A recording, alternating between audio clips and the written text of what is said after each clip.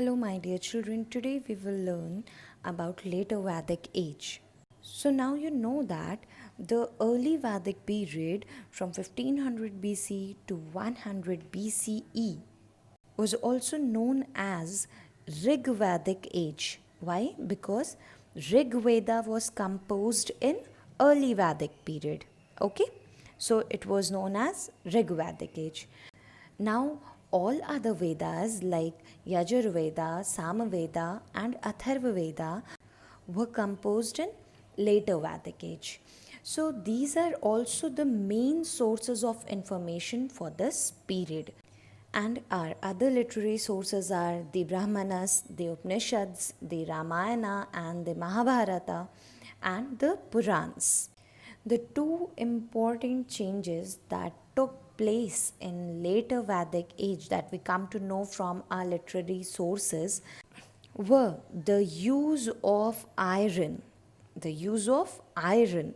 And the other thing that happened was Aryans, who in early Vedic period lived in Brahmavarta, shifted from there to Aryavarta. In modern map you can see it's Indraprastha, Kurukshetra and Ayodhya in the map. It's clearly given.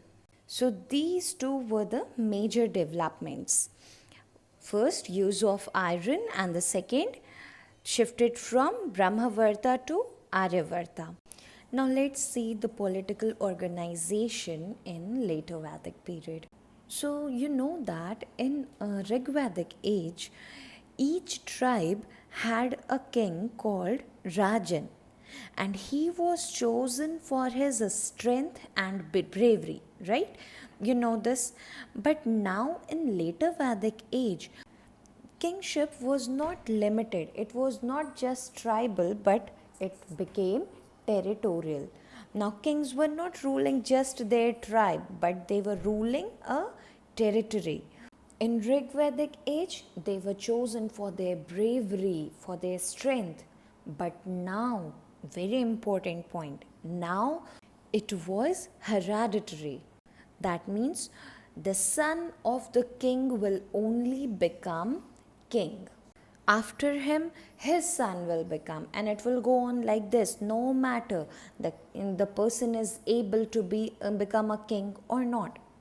So, many kingdoms were also established during this period.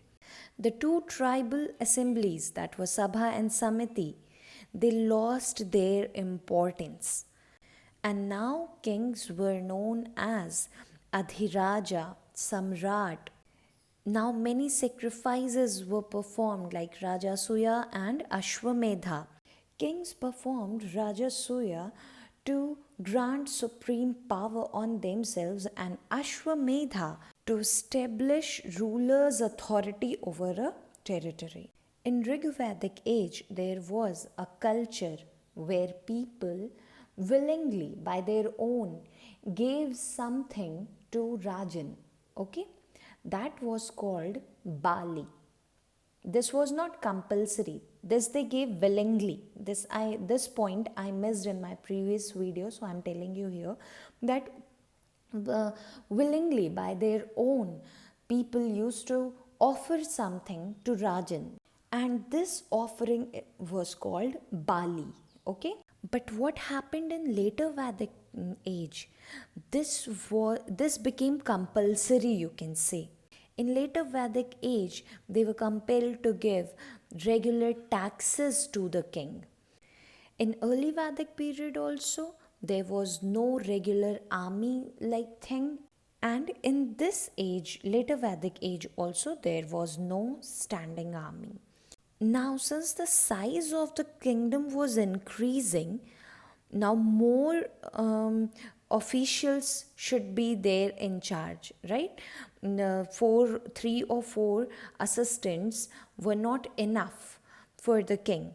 Now, more new designations were introduced, such as Purohit Senani Gramani were there. Now, other officers such as Amatyas also assisted the king. Now, let's see the social life in later Vedic age. Still, there was custom of joint family. Males were very important. Women lost their respect, their importance, and the birth of son was welcomed. And this social life of the people, the system became rigid. It was not flexible. Now the caste system was very rigid. The birth decided the caste of a person. In Rigvedic age, it was like if father is a Kshatriya and then son has become a teacher, then the son will be known as Brahmana, right? But now it was like if father is a Brahmana, then son will be also a Brahmana. So this way the caste system was very rigid. Today also we follow the same thing. The son of Kshatriya will be a Kshatriya, Vaishya's son will become the Vaishya, and the Brahman's son will become Brahman only. So this, because the caste system was so rigid, so in later Vedic age, intercaste marriages were not allowed. Women lost their respect, so widows were not allowed to remarry. So this system became very rigid, and no one was allowed to change their caste or occupation. If father is a Kshatriya, you know that the Kshatriyas worked as a warrior. Then son was also expected to become the same only, Kshatriya. No matter the son is a capable warrior or not, no matter. But the son has to become Kshatriya. So people were not allowed to change their caste as well as their occupation now. Now, I told you no intercaste marriages were allowed, and they were not allowed to mix with each other. So, because of this thing, the society divided into two groups. One group was known as the ruling class, included Brahmins and Kshatriyas, whereas the others who were ruled were Vaishyas and Shudras. Now, Brahmins were becoming very powerful, whereas the condition of the Shudras was miserable. One new thing that you will know here, that four ashramas were introduced. The life of an Aryan was divided into four stages. Ashramas means stages. And this system was only for the upper three varnas. Shudras were excluded from this system. So, first stage was Brahmacharya. And in this stage, Aryans received education from their guru. The child was expected to go to Gurukuls, and the child stayed there and received education. It was like modern day hostel system. But they were not, there was no returning back until the education was completed. There was no returning. So the Aryan returned home only when the education was completed. So this first stage was known as Brahmacharya. Then Grihastha. Grihastha was the second stage, and in this stage only the person was allowed to get married and start family. Then the third stage was known as Vanaprastha, and in this stage person gave up all the luxuries of the life and left the family and went to the forest for the meditation. Then fourth stage was sannyasa, and in this person, leaving everyone behind, moved from one place to another in order to teach the higher values of life. Now let's know about the Gurukul system of education. As I told you, the child went to the Gurukul and came back home only when the education was completed. That means the child was supposed to live there. So the children became like family to the gurus. They all lived together like a family, and their children learned the subjects like Vedas, logic, mathematics, grammar, and medicine.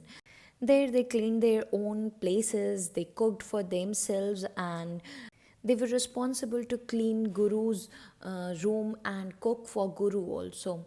So life in Gurukul was not easy, it was more inclined towards making the child independent. And when the child completed its education, the last ritual was to give Guru Dakshina, the fees to the Guru, and each and every child gave the Guru Dakshina according to its own capability. Only the upper three Varnas were allowed to get education, Shudras were not allowed to receive education. In Rigvedic age, people worshipped Indra, Varuna, Surya, and Agni. But here, in later Vedic age, people worshipped Brahma, Vishnu, and Shiva. And Brahma was worshipped as the creator of the world, Vishnu as the preserver, and Shiva as the destroyer. And many complicated rituals were performed, like animal sacrifices to please the gods, and other elaborate rituals were being performed that time. Now let's see their economic life. So now Aryans started to live a settled life, and agriculture became the main occupation of the people. And besides barley, now people started cultivating rice and wheat also.